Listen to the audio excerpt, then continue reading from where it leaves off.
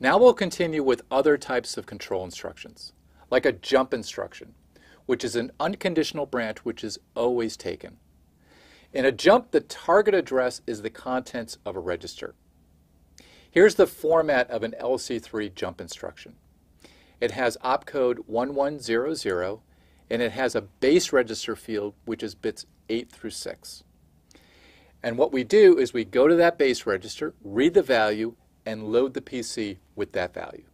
Now let's modify our LC3 microarchitecture to support a jump instruction.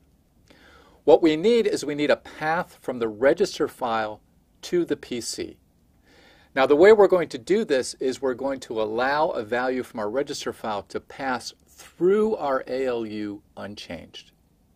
Now our ALU can do our operate instructions. It can do a not, it can do an and it can do an add.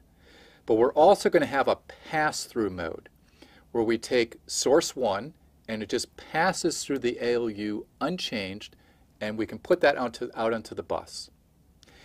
Now that we have it on our bus, we need a way to put it into our PC.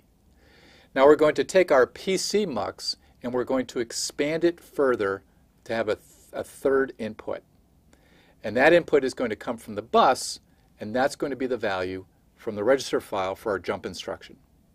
So our control unit will set the input, the select input to that PC mux to take the value off the bus when we have a jump instruction.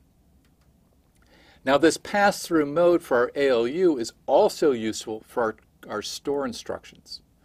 With our store instructions, we need to get a value from the register file to the memory.